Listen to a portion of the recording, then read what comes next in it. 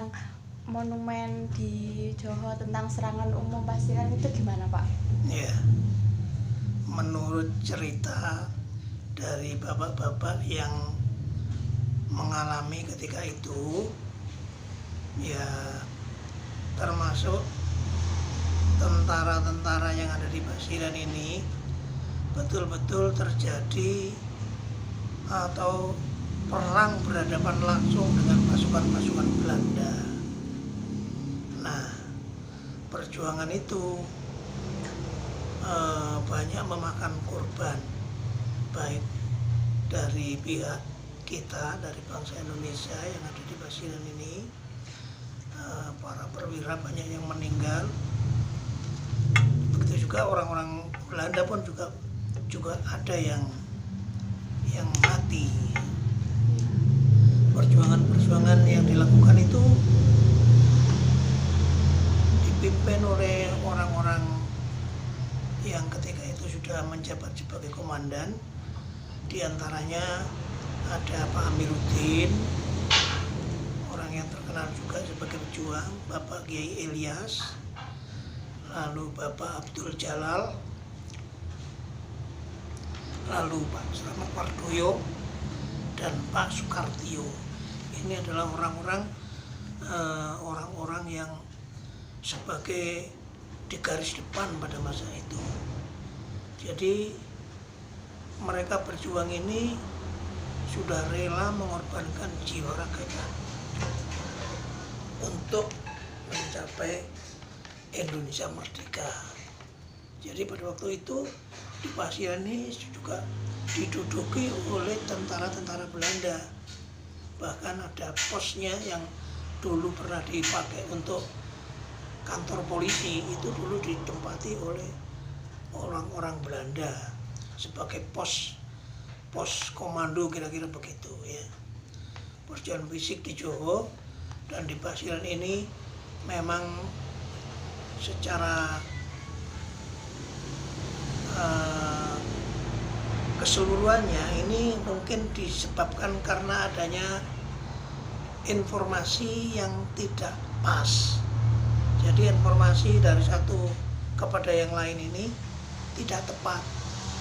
Jadi mungkin ada yang memberikan komando untuk segera menyerang. Nah, akhirnya pihak Belanda juga tidak tinggal diam. Lalu dengan sendirinya Belanda pun karena perlengkapannya lebih lengkap lagi, maka dari pihak kita juga banyak yang gugur sebagai kusuma bangsa. Ini yang terjadi pada waktu itu di daerah stasiun Pasirian. Nah, ini posisi atau letak daripada pasukan kita, pasukan Indonesia dan pasukan-pasukan dari pihak Belanda. Ini posisinya yang lebih strategis adalah posisi daripada Belanda, karena dia berada di tempat yang agak tinggi. Iya. Sedangkan kita berada di bawah, agak rendah tempatnya.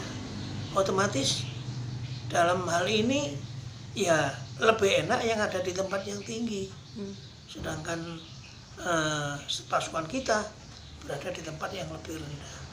Nah, ini banyak memakan korban. Jadi banyak bangsa Indonesia, khususnya di Johor, Paciran ini banyak yang meninggal. Jadi perjuangan seperti itu ini hanya sekilas saja. Jadi yang saya tahu itu dari para bapak-bapak yang pada masa itu masih sempat memberikan penjelasan, seperti tokohnya kalau di Paciran ini Pak Amiruddin ini.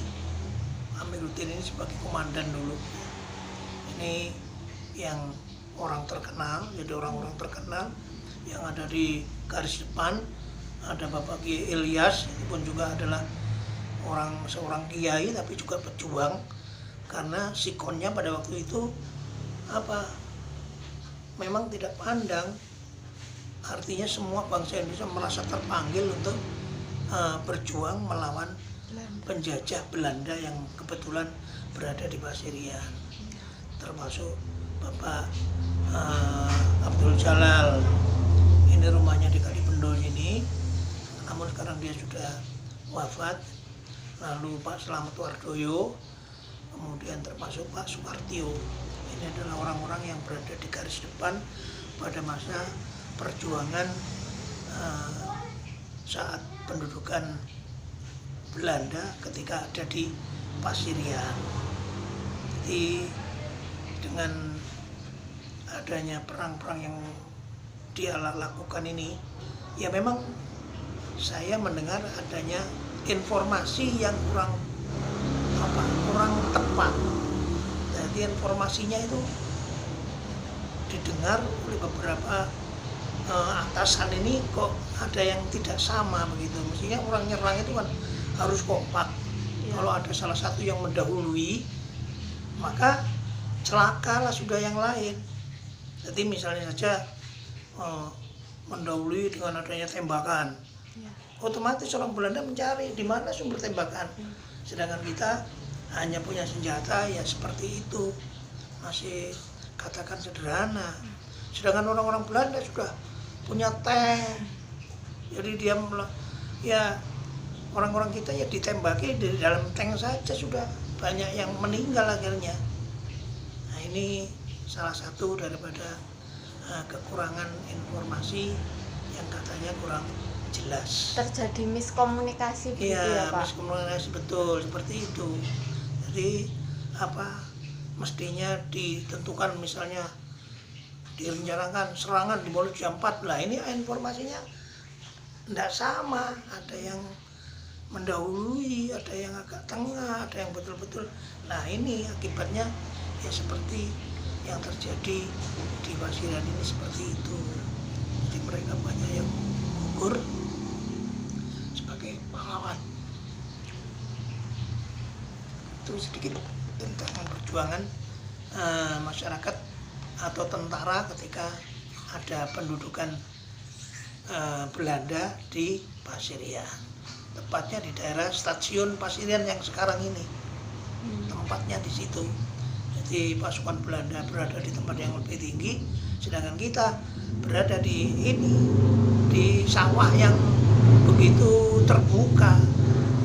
Jadi dari tank itu sudah banyak yang meninggal karena medannya lebih nyaman orang-orang Belanda ini. Namun alhamdulillah akhirnya perjuangan bangsa Indonesia itu juga sampai kepada kemerdekaannya. Jadi aku tembak ya jenenge komandan, maksudnya komandan kok bisa selamat komandan nih, yang lain anak buahnya kok gugur semua. Kan ketara kalau dia itu yang membuat begitu, Membuat kesalahan. supaya Menghukum dirinya menghukum sendiri. diri sendiri ya, bahwa saya juga kena tembak ini ya. Seperti itu, ada yang mengatakan seperti itu. Tapi Pak Abdul Jalal sama-sama orang berjuang mungkin tidak sampai hati akan mengatakan yang seperti itu. Itu dari cerita mulut ke mulut gitu ya. Kalau Pak Amir itu di mana rumahnya, Pak? Di stasiun itu loh. Oh. Di stasiun ada rumah mewah itu besar. Itu dulu rumahnya Pak Amir. Iya. Baku tembaknya agak ke timur. Di sawah itu, di stasiun itu, ada tahu stasiun kan? Iya. Lah, kan posisinya gini loh. Nah itu Dataran aneh, tinggi ke rendah. iya. Lah lontong, mama itu kok nang goteng dhuwur nih. Panenakan kowe nek jero komet golek selamatan kowe ini dredet. Kelihatan kan dari atas ya. Posisi orang yang berada di tempat tinggi biasanya lebih nyaman daripada orang yang berada di tempat bawah. Sembunyi kemana sembunyinya? Untuk kau yang padang itu embak terus saja. Iya. Akeh yang meninggal itu, banyak yang gugur. Sudah ditambah nol Iya. Yang pas waktu saya ke monumen itu kalau ada 27 apa 28 Ya, orang gitu mungkin. yang Iya. Tadi kan dulu. Nah, Pak Amir sendiri rumahnya di situ. Pak Abdul Jalal ini di Mondani. dulu Pak Misbah nggak menangin Pak. Nggak menangin dong, bapaknya Pak Misbah. Oh yang Nah, ikut atau melihat atau gimana? Ikut ya. Ikut dalam perang ya, itu. artinya itu begini. Jadi perjuangan itu memang tidak cukup hanya dengan fisik atau senjata saja. Nah, dari bapak saya ini ikut di belakang tapi bagian berdoa, mendoakan semoga itu lancar gitu. semoga berhasil.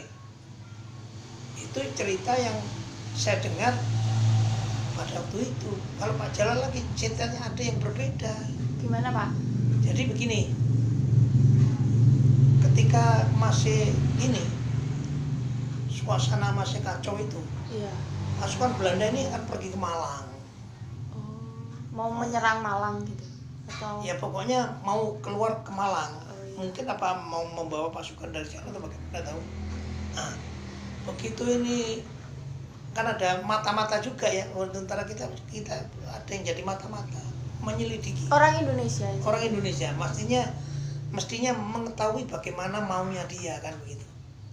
Maunya apa Belanda itu, terus bagaimana? Ya tentunya mau dihancurkan. Nah kebetulan pada waktu itu diketahui bahwa orang-orang Belanda ini akan pergi ke Malang naik truk.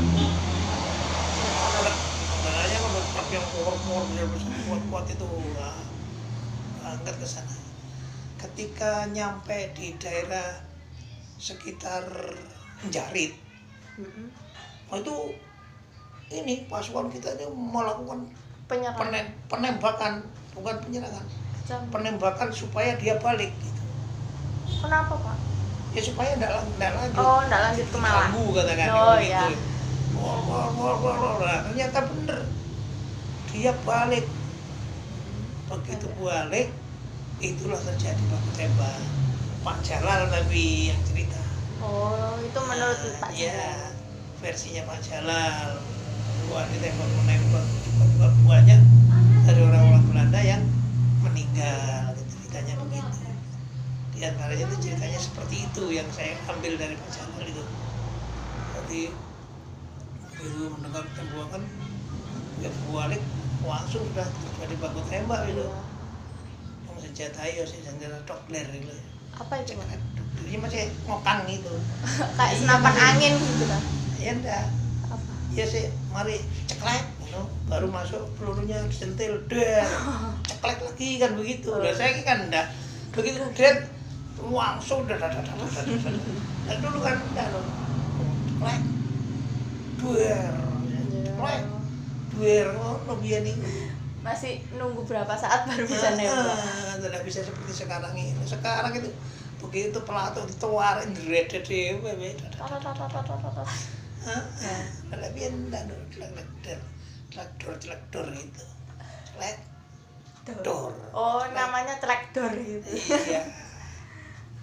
Jadi masih memasukkan peluru dulu. Jadi begitu diceklek masuk pelurunya dor sepisan meledak. Dimasukkan lagi, buka lagi celek, melayu lagi, baru sentil dor. Nah, saya tidak usah barang mau pada berputar begini. Iya, langsung tet gitu. Yang perang gitu ya. Iya. Nah, itu kan CKE cerita seperti itu.